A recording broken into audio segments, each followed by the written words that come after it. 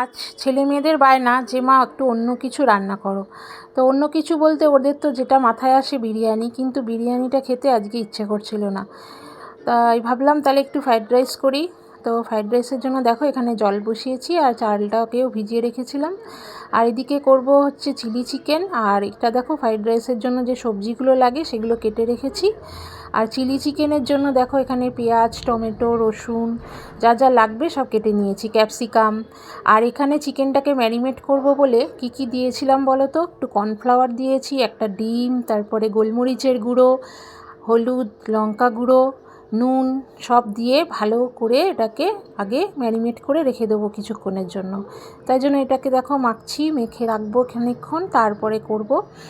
আর এদিকে দেখো আমি ওদিকে জলটা হতে হতে, ভাতটা হতে হতে আমি এদিকে ভাজাটা বসিয়ে দিলাম। সবজির যে ভাজাটা হয় সেটা ফ্রাই করতে বসিয়ে দিয়েছি। এদিকে সবজিটা ফ্রাই হয়ে গেলে তারপরে আমি পকোড়াটা ভাজবো। তো দেখো এদিকে ওই যে চিলি চিকেনের জন্য চিকেনের পকোড়াটা ভাজছি। তো পকোড়াটা ভালো করে একটু লালচে লালচে করে ভেজে নিচ্ছি। লালচে লালচে করে না ভাজলে বেশ খেতে দেখতেও ভালো লাগে না। তারপরে এদিকে চিলি চিকেন বসাবো বলে দেখো ক্যাপসিকাম আর পেঁয়াজটাকে একটু ভেজে নিচ্ছি। আমি একটুখানি ভেজে নিই, কারণ একদম কাঁচা গন্ধ থাকলে ভাল লাগে না খেতে। তারপরে দেখো আমাদিকে পকোড়া তো সব ভাজা হয়েই গেছে, আর ওদিকে মশলাটাও দিয়ে দিলাম, দিয়ে একটু কষিয়ে নেবো।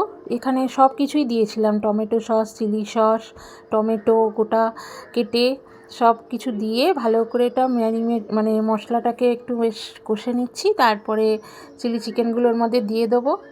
তা দেখো এখানে সেদ্ধ আমার প্রায় হয়ে এসছে, আর একটুখানি বাকি ছিল, তখন একটু ঝোল ছিল।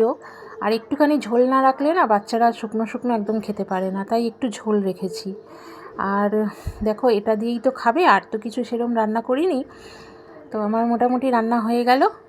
তো তোমাদের সঙ্গে আবার পরে দেখা হবে। ভিডিওটা কেমন লাগলো বন্ধুরা অবশ্যই কমেন্টে জানাবে। টাটা।